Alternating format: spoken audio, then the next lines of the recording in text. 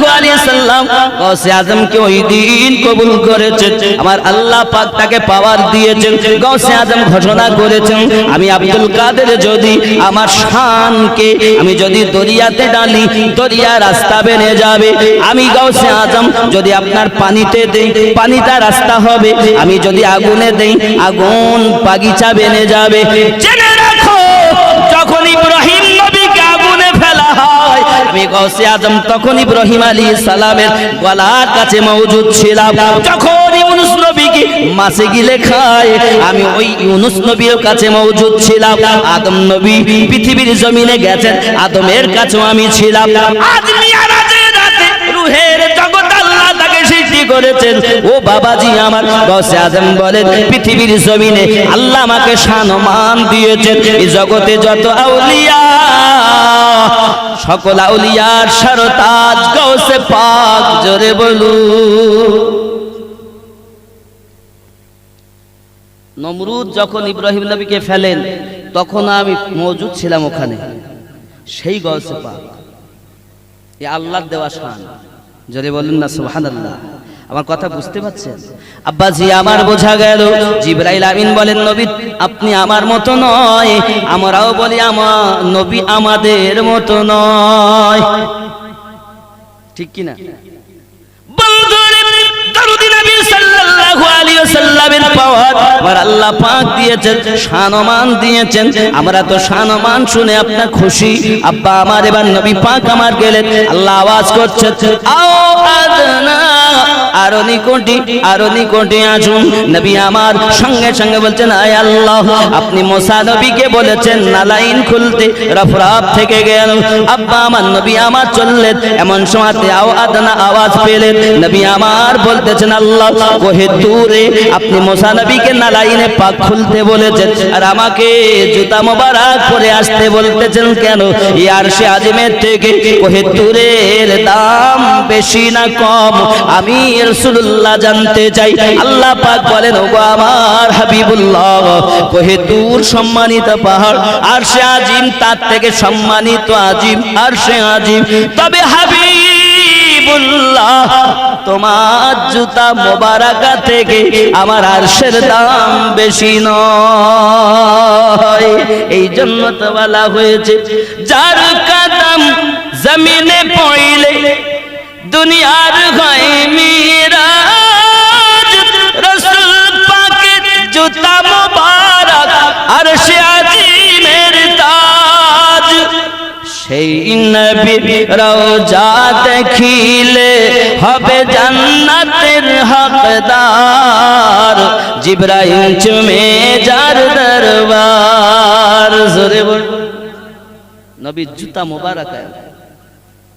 অনেকে বলে জুতা বা তাজ। এ বাবা, এটা আমিনুদ্দিনের জুতা না, রাহমাতুল লিল আলামিনের জুতা মোবারক। তুমি সব জুতো এক মনে করো না।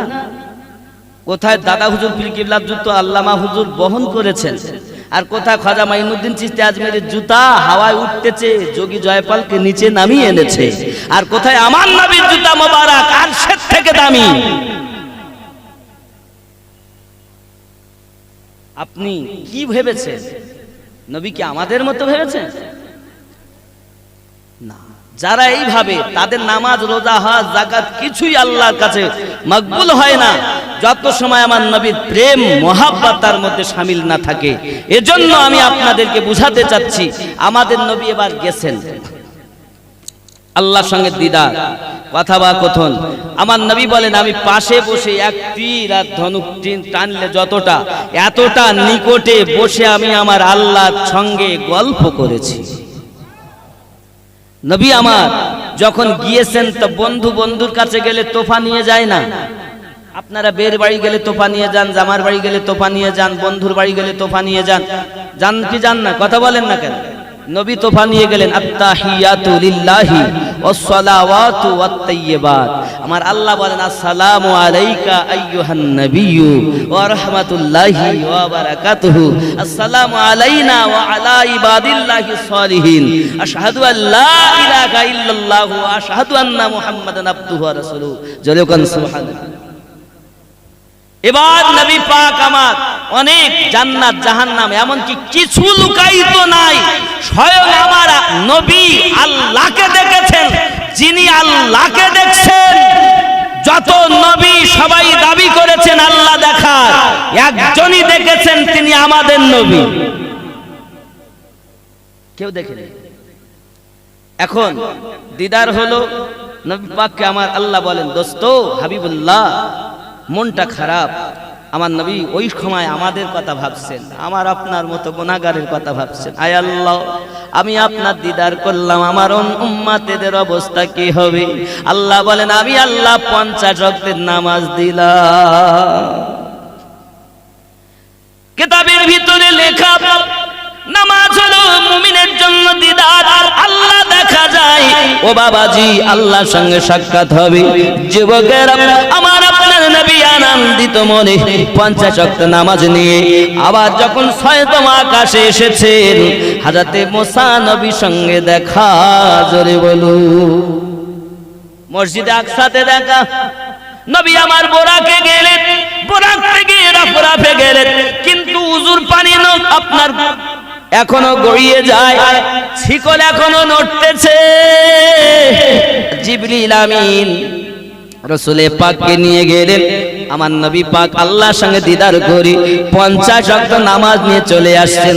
যে নবী মুসা, যে নবী মসজিদে আকসায়, ওই নবী মুসা আবার 6ম আকাশে কিভাবে গেলেন? নবী গেলেন বোরাকে, মুসা নবী কিসে গেলেন? ও যুবকেরাও, তাহলে বোঝা গেল আসা যাওয়ার প্রশ্ন এখানে একটাই, আমাদের ঈমান, আমাদের আকীদা হলো এটাই, আল্লাহ ক্ষমতা দেয় যাদের বোরাক লাগে না, তারা সেকেন্ডের মধ্যে ধার থেকে উধার হতে পারে। ঠিক কিনা? সব নবীরা ইন্তেকাল করার পরে কিভাবে মসজিদে আকসা এসেছেন? নবীরা কেউ মরে না, সবাই জীবিত। আমাদের ঈমান কি? নবীরা সবাই জীবিত। সেই নবীকে যারা ভালোবেসেছেন তারাও মাজারে জীবিত। তাই তো আমরা মাজার জিয়ারত করতে যাই। আমার কথা কি বোঝা যাচ্ছে? নবীনেরা শুধু জীবিত না, এদেশ থেকে সেদেশ, এখান থেকে ওখানেও আল্লাহ পাকের দেওয়া ক্ষমতায় ভ্রমণ করতে পারে। তার জিন্দা প্রমাণ আমার নবীর মিরাজ শরীফ। জোরে বলে, কথা বোঝা যাচ্ছে? তাহলে আল্লাহ যাদের ক্ষমতা দেয় তারা ভ্রমণ করায় কোনো অসুবিধা নেই। মহব্বতে দরুদ আল্লাহুম্মা সাল্লি আলা সাইয়্যিদিনা মাওলানা মুহাম্মদ ওয়া আলা আলি সাইয়্যিদিনা। ওগো আল্লাহর ওলি মাজার থেকে দেখতে সবই পারো, মুরিদেরি মুসিবতে ওগো তিনি ছুটে যা। ঠিক কি না? যেখান থেকে আপনি ডাকবেন, ওগো আল্লাহর ওলি মাজার থেকে দেখতে সবই পার, ভক্তদেরই মুসিবতে ওগো তিনি ছুটে যা। আমরা তো এটা বিশ্বাস করি ওলিরা যেতে পারে। ইসমাইল দেহলভী, তার কাছে একজন মুরিদা এসেছে, হুজুর আমার মেয়ে অনেক দিন গুম হয়ে গেছে, পাই না, আমার মেয়ের কোনো ব্যবস্থা করুন। ঠিক আছে। কিছুক্ষণ পর হুজুর বললেন, ঠিক আছে। আব্বাজি আমার, হঠাৎ করে দেখা যায় ইসমাইল, মানে আপনার কিনা লিখছেন ইসমাইল দেহলভী রশিদ আহমদ গাঙ্গুহি সম্পর্কে, যে রশিদ আহমদ গাঙ্গুহির কাছে আপনার কিনা এসেছেন একজন মুরিদা, হঠাৎ করে। ঠিক পরে আসবে, ওই মেয়েটা বাড়ি এসেছে, বাড়ি আসার পরে তার মা তার বাপ তাকে জিজ্ঞাসা করছে, মা তুই কোথায় ছিলি? বলছে আমি ঘরে ছাদে উঠেছিলাম, আমাকে জিনে নিয়ে গিয়েছিল। হঠাৎ আমি জিনের দেশে চলে যাই, রাজা বাদশাদের কাছে যাই, অন্যরকম অন্য জগতে। সেখানে গিয়ে আমি একদিন গোসল করছি, আমাকে বলছেন তোর মা কাঁদছে, তোর বাপ কাঁদছে, চল বাড়ি চল। আমি বললাম হুজুর আপনি কে? বলছে আমি রশিদ আহমদ গাঙ্গুহি। এই জন্য কথা বলে, তাদের পীরের কথা বলতে গেলে ওরা বলে ঠিক, আর যেই নবী ওলি আমরা অন্য আলে পাকের কথা বলি তখন বলে বেঠিক। আমরা বুঝাতে চাচ্ছি, এটা আমি বুঝাতে চাচ্ছি, পীর যদি ওলিদের ক্ষমতা এমন হয় তাহলে নবী পাক ও আলে পাকের ক্ষমতা কম না বেশি? জোরে বলুন। রশিদ গাঙ্গুহি সম্পর্কে লেখা আছে, এ বাবা এরকম পাওয়ার। তাহলে বোঝা যাচ্ছে আপনি বিশ্বাস করছেন ওনার হুজুর তখন কিভাবে গেলেন? এক ছিলেন দরবারে, কিভাবে গেলেন? গৌস আজমের দরবারে এসেছেন মুরিদেরা, হুজুর আমার বাড়িতে হুজুর দুপুর বেলা দাওয়াত খেয়েছেন। উনি বলেন আমার বাড়িতে হুজুর দাওয়াত খেয়েছেন, উনি বলেন আমার বাড়িতে হুজুর দাওয়াত খেয়েছেন। সবাই গন্ডগোল লেগে গেল। হুজুর গৌসে পাক বলেন তোমরা ঝগড়া করো না, তাকাও ওই গাছটার দিকে, যেই গাছের দিকে তাকিয়েছে প্রত্যেক পাতায় গৌসে আজম। জোরে বলুন না। মানে আমি এই প্রথম থেকে একটাই কথা বলি, সুন্নি যারা ওপর থেকে নিচে পর্যন্ত লেভেল ঠিক আছে, আর লেভেল ঠিক যাদের নাই তারা আমার সুন্নি জামাতের নয়। কথা বুঝুন ভালো করে। তাহলে আমাদের গৌসে পাক এক সময়ে 70 মুরিদের বাড়ি খাওয়া দাওয়া করতে পারে, ক্ষমতাকে দিয়েছেন। গাউসে আজম বলেন আল্লাহ আমাকে এত পাওয়ার দিয়েছেন, আমি যদি বলি, আমি যদি রাখি, সব জায়গাতে আমি আল্লাহ পাকের দেওয়া পাওয়ারে পাওয়ারফুল। ই বাবাজি যার জীবনটা এত সুন্দরভাবে চলেছে, যুবকেরা আমার গাউসে আজম ছোট্টবেলায় খেলা করতেছেন বাচ্চাগুলোকে নিয়ে। আমাদের মতো কলিডান্ডা খেলা নয়, কাছের গুটি খেলা নয়, মার্বেল খেলা নয়, গাদন খেলা নয়। ই বাবাজি আমার এখনকার ছেলেরা আবার এসব খেলে না, শুধু মোবাইলে ফ্রি ফায়ার খেলে। কি খেলে? এখন লকডাউনের সময়, ফেরাউনের যুগে বাবা আমার পাঠশালায় বন্ধ ছিল, এমন একটা যুগ এলো এখন সব বন্ধ, মাদ্রাসা বন্ধ, স্কুল বন্ধ, কলেজ বন্ধ। আমি ভেবে পাই না ব্যাপারটা কি। বোঝার চেষ্টা করুন ছেলেরা মেয়েরা, বাবা আমার আর স্কুলে যেতে পারে না, কলেজে যেতে পারে না, পাঠশালায় যেতে পারে না।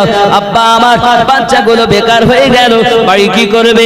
মোবাইলে তো অভাব নাই, টিপে টিপে ফ্রি ফায়ার খেলেছে। বাবা যে ছেলে ঘুমিয়ে ঘুমিয়ে পড়া বলতো, ওই ছেলে আজ ঘুমিয়ে ঘুমিয়ে মায়ের গাল ফুলিয়ে দিয়েছে ঘুষি মেরে। ঠিক না বাবা? এ বাবা কোন সময় নমরুদের যুগে বন্ধ ছিল পাঠশালা, ফেরাউনের যুগে বন্ধ ছিল পাঠশালা, আর এমন অবস্থা বলছে কি? বলছে লকডাউন, করোনা করোনা।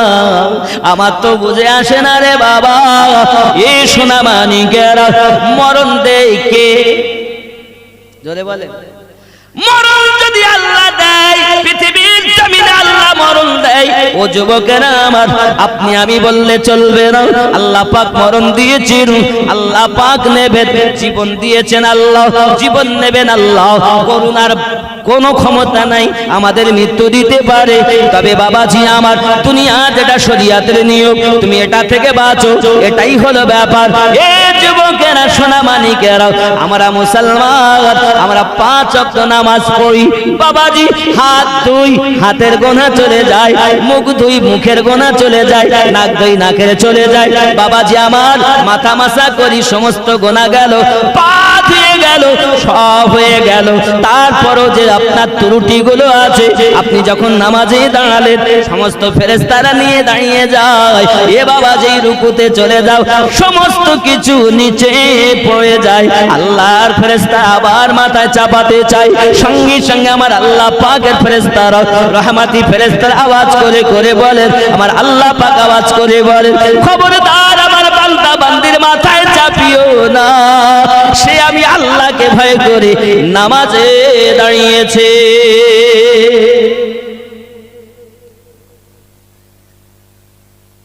আপনি দেখেন যার করুণা হয়েছে, ভালো কোন নামাজি পরেশগার ব্যক্তির করুণা হয়েছে শুনেছেন?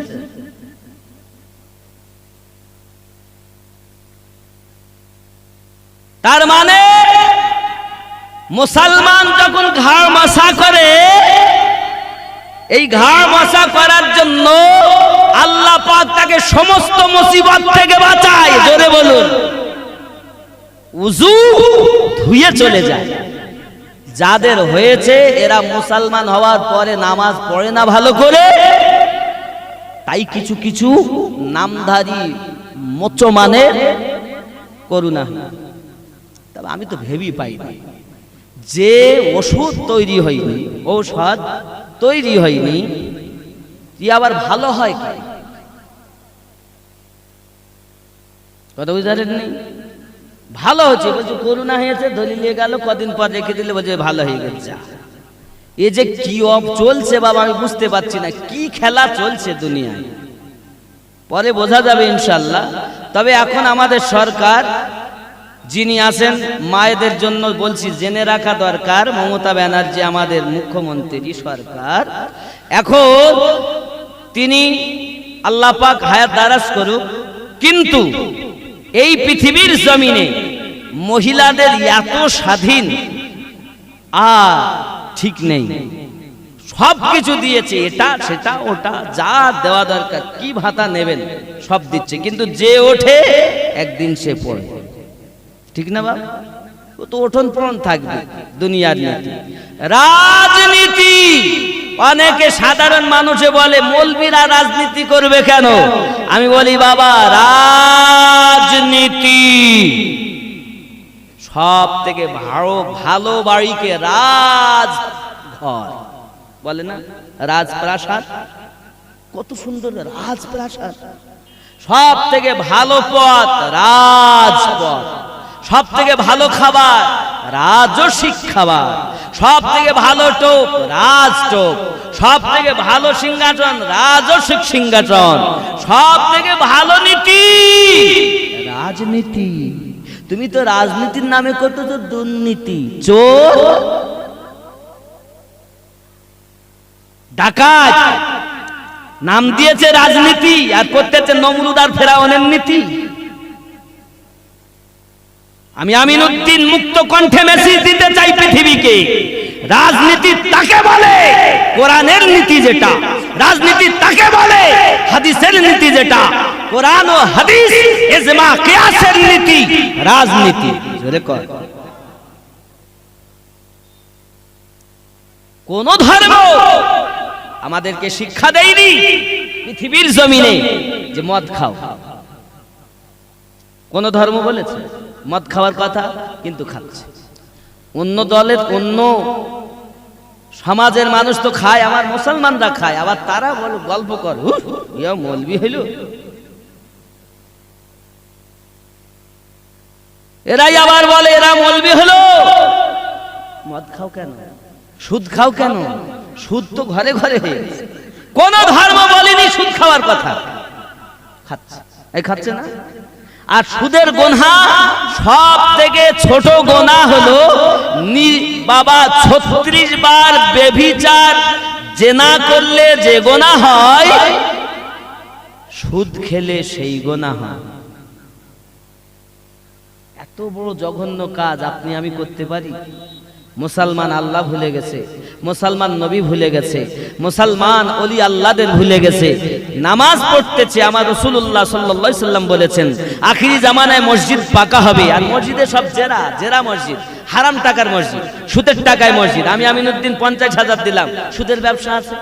আর একজন জন কেটে 200 টাকা দিয়েছে, ওরও টাকা। আজ সাল ছাড়া ওয়াজ করতেছি, আপনি ভালো লাগতেও পারে নাও লাগতে পারে। সব মসজিদে এখন নামাজ হয় না, সব মসজিদে দান করলে সব হবে না, আর সব মাদ্রাসা দান করলে সব হবে না। যেমন সব মানুষকে দান করলে সব হয় না, তো সব মসজিদে দান করলে সব হয় না, আপনার পয়সাটাও নষ্ট হয়। হুজুরে কিরকম করে বুঝবো? মসজিদে জেরা এখন বেশি। এখন আমি সুদের ব্যবসা করি, 50,000 দিয়েছি, হারামের ব্যবসা আমার আমি দিয়েছি, আপনি জন মজুরি খেটে বেড়ান, আপনাকে বলেছে ভাই টাকা দেন, আপনি 200 নয় 250 নয় 500 দিলেন, আমার 50,000 আপনার পাশে একসঙ্গে লেগেছে, পুরো টাকাটাই বরবাদ হয়েছে। মসজিদে জেরা। সব মসজিদে নামাজ হয় না, খালি 2 তলা 5 তলা বিল্ডিং দেখলে হবে না, আগে দেখতে হবে কি অবস্থা, ভালো করে বুঝবেন। তাহলে হারাম টাকা দান করলে সব হয় না। ও ব্যক্তি নাম কেনার জন্য 50,000 আমিনুদ্দিন দিয়ে নাম কিনেছে, আর আমি এমন ভাবে দোয়া করলাম আল্লাহ ওরে জান্নাতে দাও, কেন 50,000 দিয়েছে? এই ভালো করে বলুন। আর যে 250 বা 500 দিয়েছে ওর জন্য তত নাই, আল্লাহ কবুল করো, আল্লাহর মনের বাসনা পূর্ণ করো। আর যে 50,000 দিয়েছে, নারাই তাকবীর নারাই রিসালাত, ওর গোষ্ঠী জান্নাতে যাক, ওর বংশ জান্নাতে যাক, সন্তান জান্নাতে যাক, সেখানে যাক। কেন বলেন তো? না বললে তো টাকা দেবে না।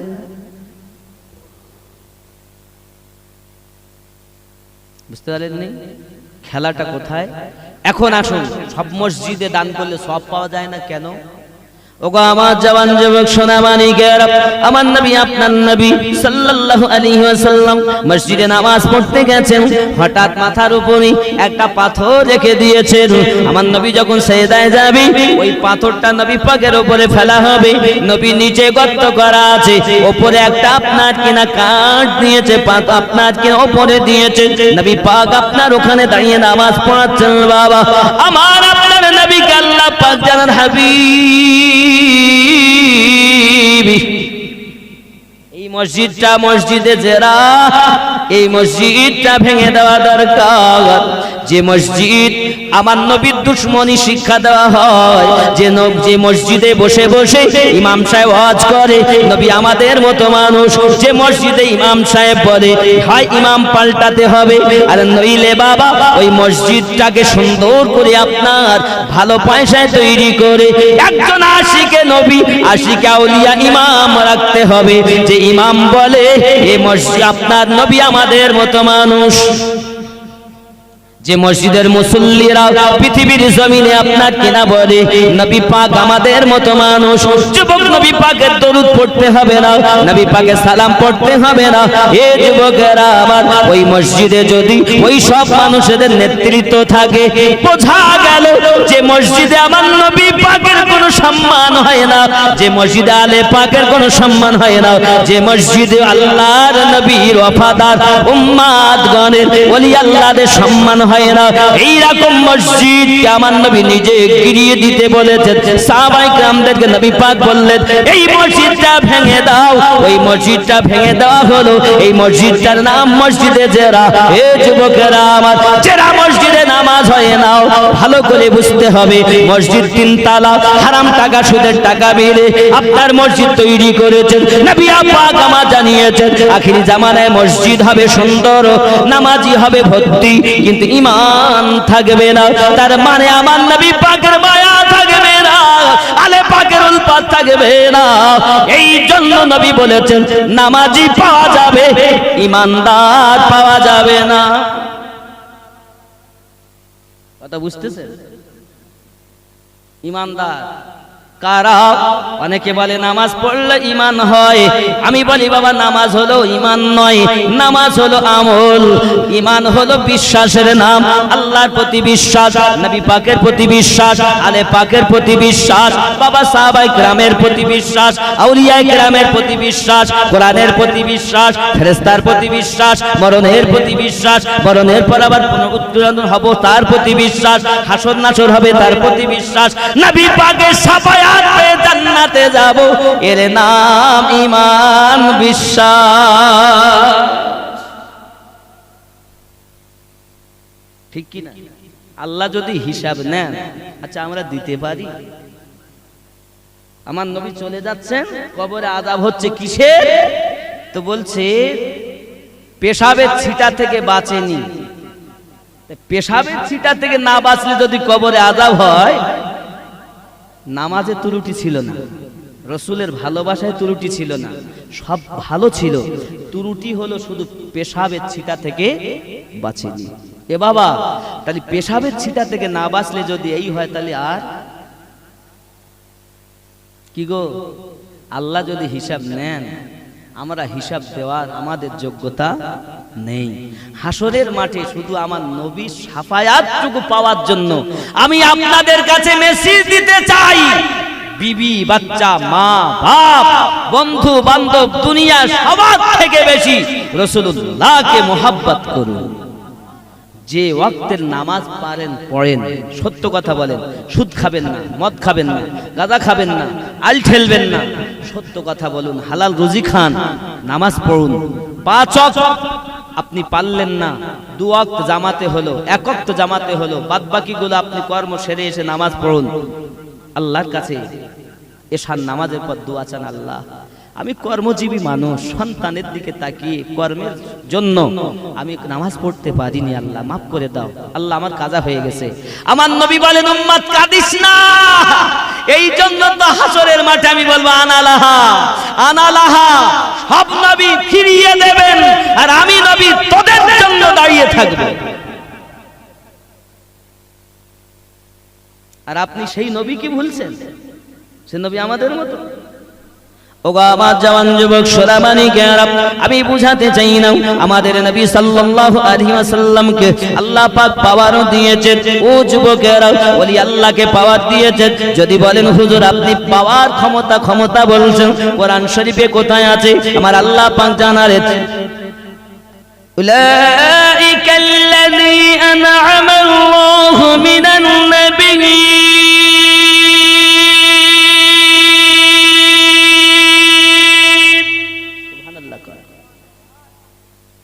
الصديقين والشهداء والصالحين। সুবহান আল্লাহ। আল্লাহ বলেন আমি আমার প্রাইজ দিয়েছি 4 জায়গায়, নবীদের প্রতি, সিদ্দিকিনদের প্রতি, শহীদদের প্রতি আর সলেহিনদের প্রতি। নবীন যত নবী, তাদের মধ্যে শ্রেষ্ঠ নবী আমাদের নবী। সিদ্দিকিন সত্যবাদীদের মধ্যে সব থেকে বড় সত্যবাদী আবু বকর সিদ্দিক। জোরে বলে। অনেক সত্যবাদী আছে, তার মধ্যে পাওয়া এনার বাবা শহদায়ে আজম অনেকেই শহীদ হয়েছেন। সব থেকে বড় শহীদ ইমাম হুসাইনে পাক, তাদের প্রতি প্রাইজ।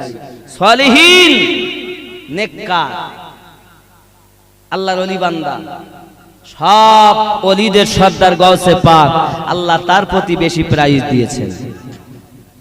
কথা কি বোঝা যাচ্ছে? আজ ওয়াজ অন্য রকমের। পুরুষদের যুবকদের বলি, এই গিটের নিচে প্যান্ট পরো না। সহিহ বুখারীতে হাদিস আছে, সহিহ বুখারী শরীফ। বাবাজি আমার, সহিহ বুখারীর মধ্যে হাদিস উল্লেখ করা হয়েছে, এই গিটের নিচে যদি আপনি প্যান্ট পরেন, আপনার জন্য জাহান্নাম। খবরদার। প্যান্ট এমন লোকে ভালো বলবে তাই এমন ভাবে প্যান্ট পরে যাচ্ছে রাস্তায়, অহংকার বশত আমার নবী পাক বলেন ও জাহান্নামী হবে। খবরদার, গিটের উঁচুই পরবে প্যান্ট। যা বানাবেন লোকে ভালো বললো তা নয়, আমার আল্লাহ যদি ভালো বলে এটাই ভালো। বলছে আমার নিচে থাকলে না থাকলে মেয়েরা ভালোবাসবে না। বলে কি প্যান্ট?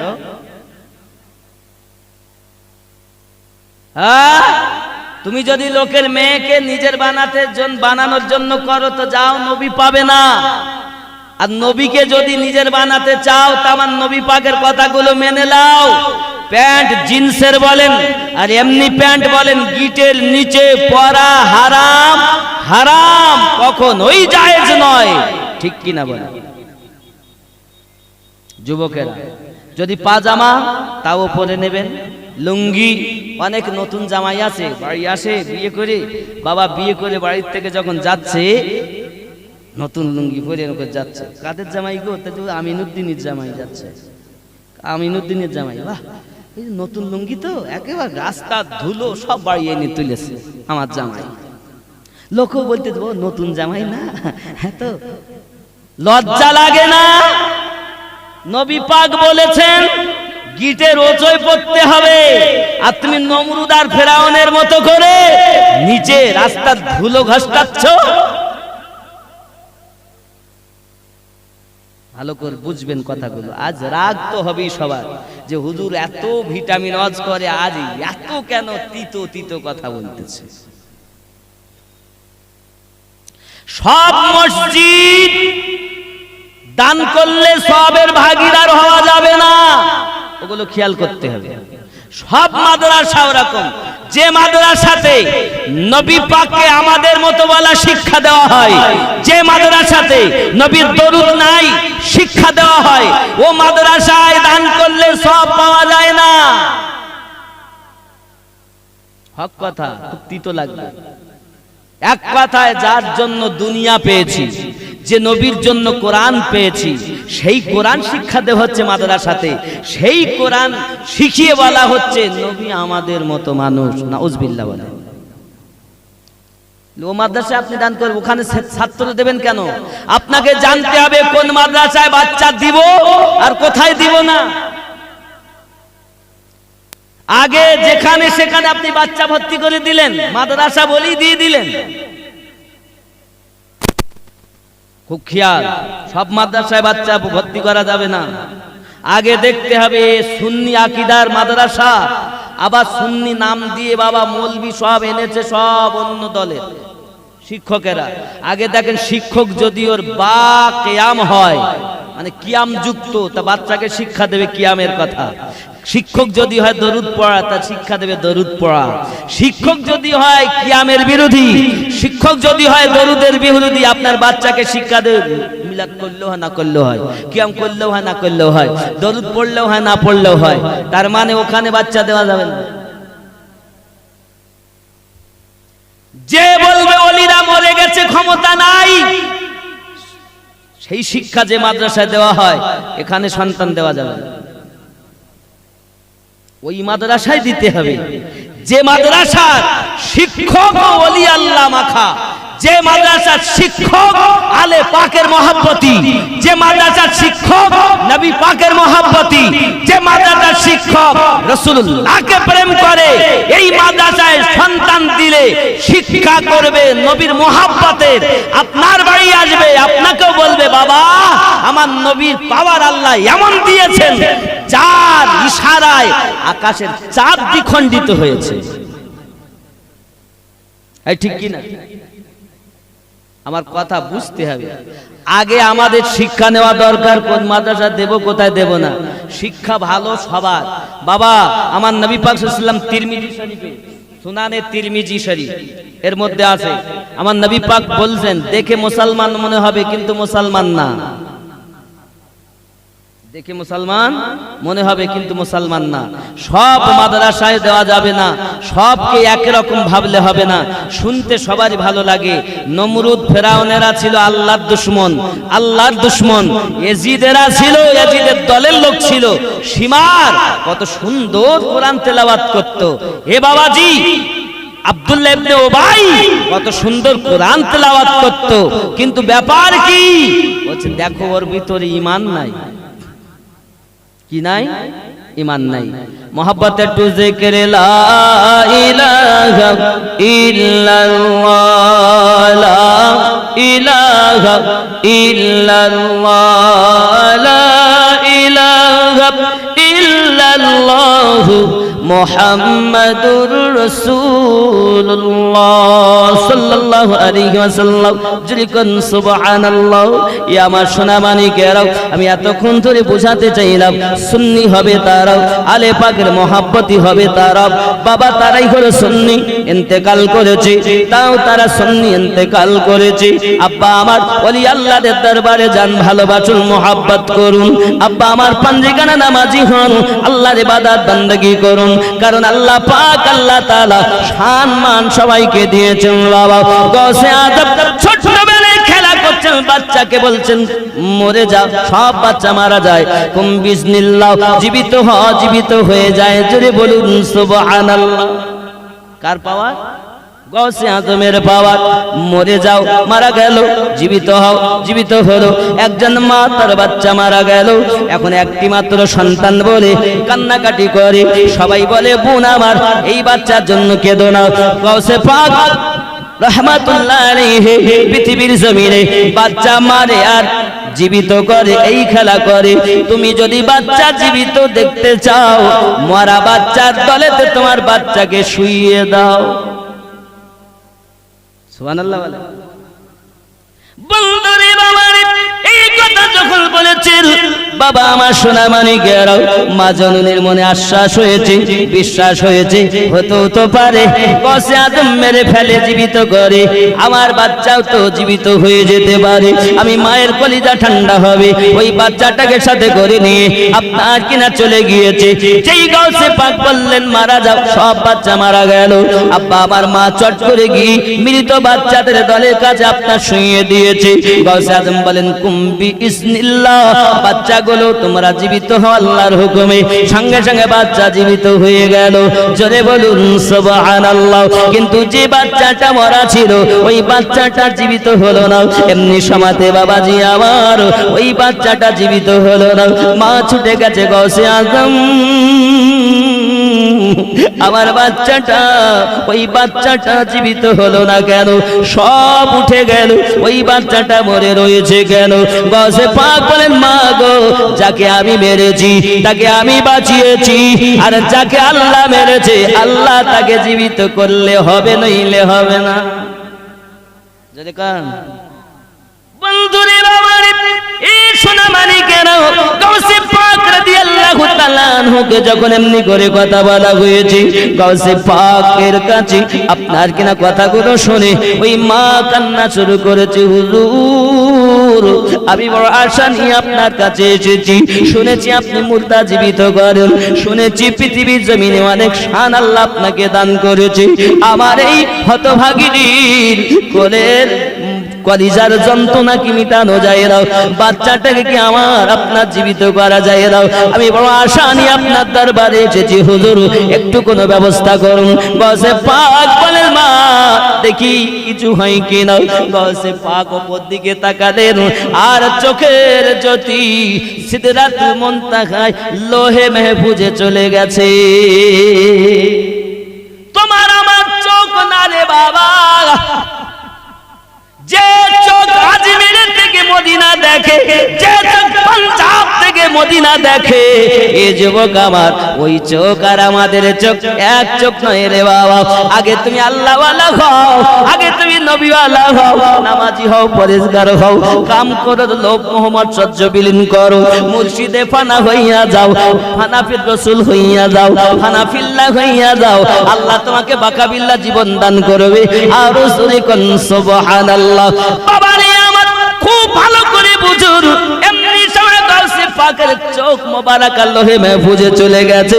এ বাবারা, গৌসে পাক যেই কিনা আপনার উপরের দিকে তাকিয়ে কি যেন একটা হাতে করে এমন করে আপনার মিটিয়ে দিলেন, আবার যেন কি অঙ্গলি দ্বারা লিখে দিয়েছেন। হঠাৎ করে ওই মা কান্না করে আর বলে হুজুর, হঠাৎ কিছুক্ষণ পরে দেখতেছি তার মরা বাচ্চাটা জীবিত হয়ে গেছে। নারে তাকবীর!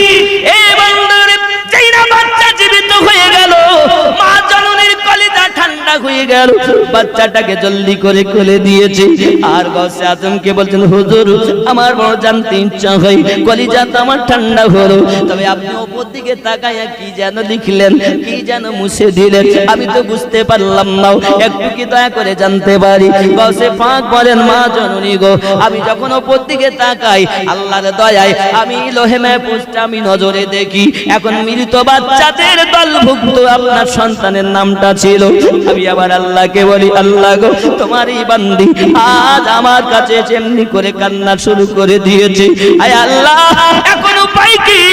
গৌসে পাক বলেন, আমি আল্লাহ পাকের দয়াতে ওই মৃত লিস্টি থেকে তোমার সন্তানের নামটা মুছে দিয়ে আল্লাহর দয়াতে তোমার বাচ্চাটাকে জীবিত করেছি।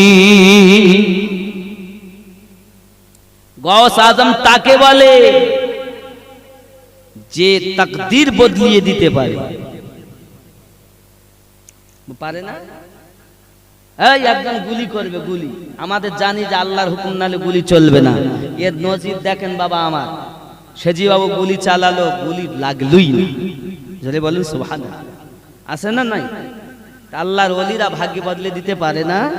আব্বাজি আমার সোনা মানিকেরা খুব ভালো করে বুঝতে হবে, তবে ওলি আল্লাহদের ক্ষমতা সীমিত ক্ষমতা, আল্লাহ পাকের ক্ষমতা অসীম ক্ষমতা। আল্লাহ নিজেই বলেন, আমি ওলি আল্লাহদের প্রতি ক্ষমতা দিয়েছি। এই যুবকেরা সোনা মানিকেরা গৌসে পাক রাদিয়াল্লাহু তাআলা নূর কাছে বাবা আমার মহিলা কান্না করে পানি সেকতেছে। কিসের জন্য পানি সেকতেছো? বলে এই জন্য পানি সেকতেছে, আমার ছেলে বিবাহ করতে গেল, বরযাত্রী সংসবার ফিরে এলো না। গৌসে পাক আল্লাহর কাছে ফরিয়াদ করেন, আল্লাহ মৃত সন্তান বৌমা বরযাত্রী জীবিত করে দেন। আমার আল্লাহ বলেন, আব্দুল কাদের আজ বহুদিন আগে দুনিয়া থেকে বিদায় নিয়েছে, আজ আমি আল্লাহ তোমার মহাব তোমার দোয়া কবুল করে নিলাম, মৃত বরযাত্রী বৌমা সন্তান তুলে দিলাম। ওলি আল্লাহদের কাছে ভাগ্য বদলে যায়, সুবহানাল্লাহ বলো। যদি নাই বদলাবে তো যাবো কেন? আরে বাবা এমএলএ এমপির কাছে গেলে বলতে এক খোসা দিয়ে দিলে তাহলে যা তো চাকরি হয়ে গেল, তা ভাগ্য বদলে গেল। চাষ করি খেত এক খোসা দিয়ে দিলে তাহলে চাকরি। তাহলে এমএলএ এমপি সরকার পারে, আর যারা আমার নবীর ওয়াফাদার ওলি আল্লাহ তারা পারে না। কে বলেছে? ওলি আল্লাহরাও পারে, জোরে বলুন। এই কথা বোঝা যাচ্ছে না? ভালো করে বুঝবেন, তাহলে আমাদের বিশ্বাস ওলি আল্লাহরাও আল্লাহর দেওয়া ক্ষমতায় দিতে পারে। আরো জোরে বলুন। আব্বাজি আমার সোনা মানিকের, শুধু কি তাই নাকি বাবা? ওরে আমার বাবার গৌসে আজম রাদিয়াল্লাহু তাআলা আপনার কিনা মুরগির মোরগ খেয়েছেন, হাড্ডিতে হাত দিয়েছেন, মোরগ তৈরি হয়ে গেছে, জোরে কোন সুবহানাল্লাহ। এমন কোন মাস, এমন কোন বছর নাই পৃথিবীর জমিনে যে গৌসে আজমের কাছে ধর্ণা না দিয়ে দুনিয়ায় আসে, কারণ দুনিয়া চলবে বেলায়েতের দ্বারা, নবুয়াত খতম হয়েছে, আজ ওলি আল্লাহদের দ্বারা দুনিয়া চলবে। আরো জোরে কোন সুবহানাল্লাহ। এগা আমার সোনা মানিকের, গৌসে আজম পৃথিবীর জমিনে আল্লাহর শ্রেষ্ঠতম আউলিয়া ছিলেন। ও বাবারা, আবার বাচ্চা জীবিত হয়ে মায়ের কলিজা ঠান্ডা হয়ে গেল। গৌসে গৌস তাকে বলা হয় যে মৃত জীবিত করতে পারে। গৌসে আজম পৃথিবীর শ্রেষ্ঠতম আউলিয়া, একজন স্বর্ণকার ব্যক্তি, বাবা আমার ধনী মানুষ। গৌসে আজমের অবস্থা দেখে একদলা সোনা দিয়ে চলে যায়, হুজুর এই সোনাটা আপনি নিয়ে একটু মার্কেট থেকে জামা কাপড় কিনে সুন্দর করে পোশাক বানাবেন। তালি লাগানো পোশাক ভালো লাগে না হুজুর, এই জন্য ভালো পোশাক পরার জন্য দিয়ে গেলাম। গৌসে আজম বলেন তাকে রেখে দাও। তাকে সোনার দোলাটা রাখা হলো। 3 মাস পরে ফিরে এসেছে, তাকে যেমন পোশাক তেমন আছে। হঠাৎ করে যে বলতেছিল, হুজুর আপনার যা ছিল তাই। বাবা তো সোনার দোলা দিলে না বাবা, ও সে তাকে সেইভাবে রয়েছে বাবা। সোনার দিকে তাকানোর খেয়াল কখন করব বলো বাবা, আমি ব্যস্ত আছি আমার কাজে। তখন মনে মনে বলতে, ফকির আমার সোনার কি বোঝে, ও বোঝে না। এই মনে মনে চিন্তা ভাবনা হয়েছে। আমি নামাজ পড়তে যাচ্ছি, আমাকে শয়তান বলতে, আজান হয়েছে, আমি নামাজ পড়তে, শয়তান বলতে পরে পড়িস কোন পরে যাস এই এখনো দিয়ে যাই, তুমি তোর মাঠে কফিতে স্বাদ দেওয়া হয়নি, ওই আলুতে পানি দেওয়া হয়নি, ওদিক যা, ওদিক যাস নি। তা শয়তান আপনার ভিতরে ঢুকে ধোকা দেয়। তাহলে আমার নবী, শয়তান তো আল্লাহর দুশমন, মুসলমানের দুশমন, নবীওয়ালাদের দুশমন, মানুষের দুশমন। সে শয়তান যদি আপনার নাফসে গিয়ে ধোকা দিতে পারে, তো যারা নবীকে ভালোবেসেছে, আল্লাহর ইবাদত করেছে, ওদের সম্মুখে গেলে আপনার মনের নিয়ত বুঝতে পারে। এই জন্য ঠিক কিনা বলে? পারে না? যদি বলেন হুজুর কিরকম কথা আছে বাবা, মনের নিয়ত বোঝা যায়? দেখেন, বসিরহাট হুজুর বাংলাদেশে ওয়াজ করতে গেছেন এক জায়গায়, খুব সংক্ষিপ্ত বাবা, প্রত্যেকটা জিনিস আমি উপমা দিয়ে বোঝানোর চেষ্টা করছি, কিন্তু আজকের ওয়াজ হয়তো অন্য দিনের মতো ভালো নাও লাগতে পারে, কিন্তু যাদের লাগার তাদের লাগবে। সবসময় একরকম করলে হবে না, বুঝতে হবে জিনিসগুলো। এখন একজন হুজুরের কাছে এসেছেন, ছোট হুজুর আমার ঘর চুরি হয়ে গেছে টাকা পয়সা, হুজুর আমি খুব অসহায় গরিব মানুষ। হুজুর বলছেন ওয়াজ করছেন, আর এই দাঁড়া আমি ওয়াজ করছি, এই যে টাকা নিয়েছো টাকা দিয়ে এসো। তার মানে কি? হুজুর বুঝতে পারছেন ও চুরি করে এসে বসে আছে। জোরে বলে, হে বাবা, তাহলে পীর বুঝতে পারছে কিভাবে চুরি করে এসে বসে আছে, মদ খেয়ে এসে বসে আছে, পরের মেয়ের হাত ধরে এসে আমার মেহফিলে বসে আছে। আল্লাহর ওলিরা বুঝতে পারেন ক্ষমতা আছে। তাহলে এই মেহফিলে যে চোরও বসে আছে, এও হুজুর জানেন। তাই এই যে টাকা নিয়েছো টাকা ফিরিয়ে দাও, একবার বলেছেন, বেশ কিছুক্ষণ আবার ওয়াজ চলছে, তাও কেউ বললেন, কেউ উঠলো না। দ্বিতীয় মানে টাকা যে নিয়েছো ও আমার কাছে কান্না করে দিয়ে এসো।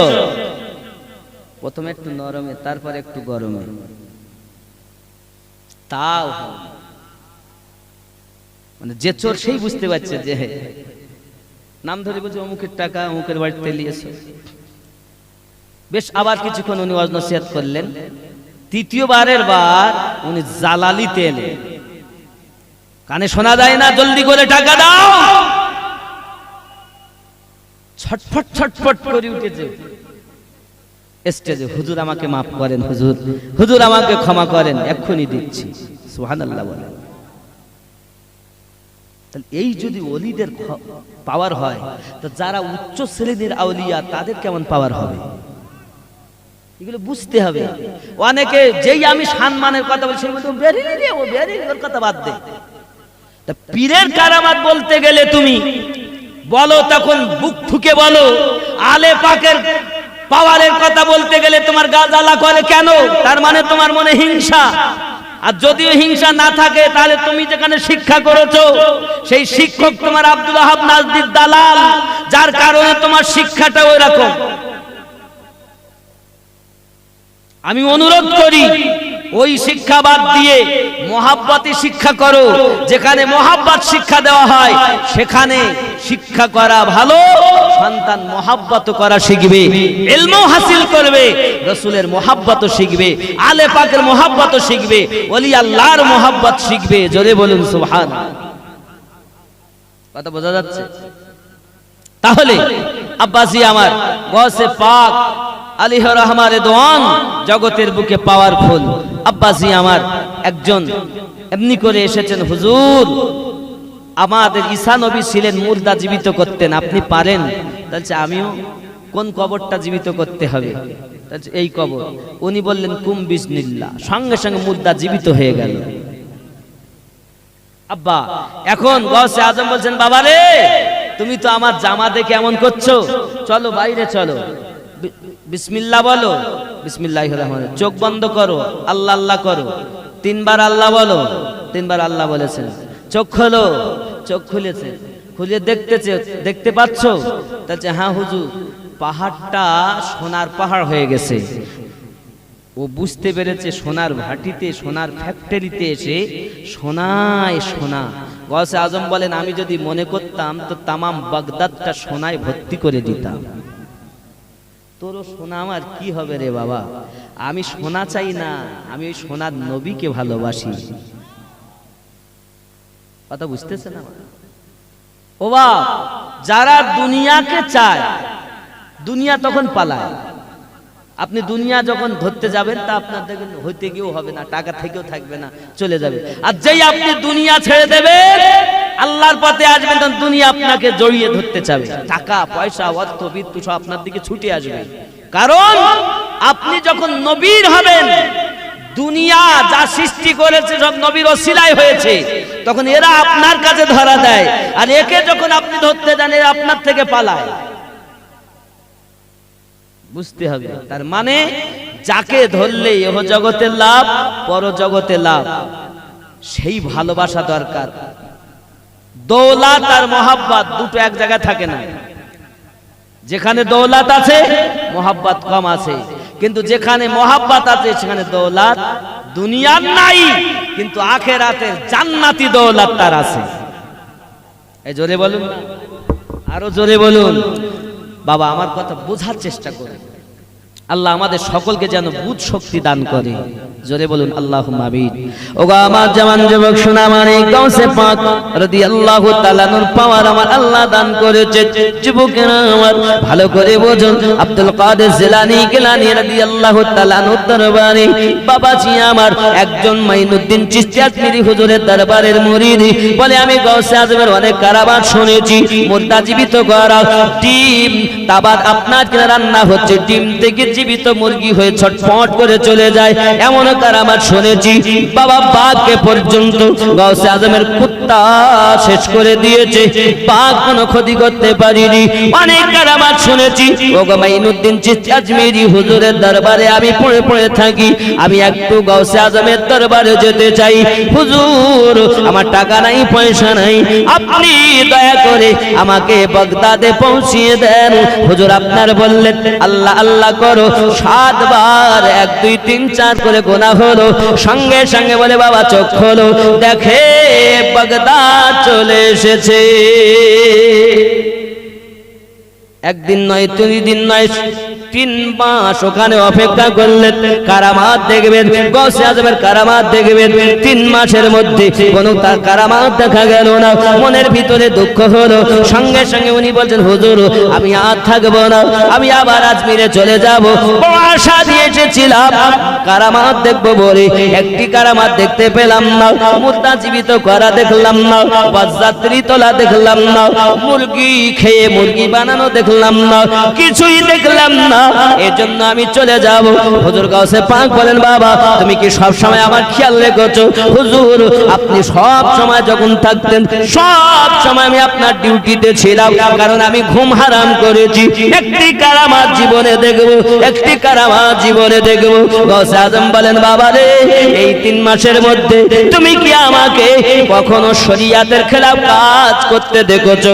জি হুজুর না, আমি আপনাকে খাওয়াতে শরীয়ত মোতাবেক পেয়েছি, নামাজে ওঠাতে বসাতে চলাতে ফেরাতে সব আমি শরীয়ত মোতাবেক পেয়েছি। হুজুর আমি একটি কারামাত দেখতে পেলাম না বলে দুঃখ করে চলে যাই। গাউসে আজম বলেন, বাবা আকাশ দিয়ে উড়ে যাওয়াকে ওলি বলে না, আগুন দিয়ে হেঁটে যাওয়াকে পীর বলে না রে বাবা। সব থেকে বড় ওলি হলো, সব থেকে বড় কারামাত হলো শরীয়তের পাবন্দি করা। এই শরীয়তের পাবন্দি যে করেছে, এই সব থেকে বড় কারামাত দেখেছে। হুজুর আমি বাগদাদে যাব, ঠিক আছে চলো, চোখ বন্ধ করো, 1 2 3। বাবা আমার চোখ বন্ধ করেছে, সঙ্গে সঙ্গে চলে এসেছে আজমির শরীফ। জোরে বলুন নারী তাকবীর, আরো জোরে নারী তাকবীর, নারী তাকবীর, নারী রিসালাত, নারী রিসালাত।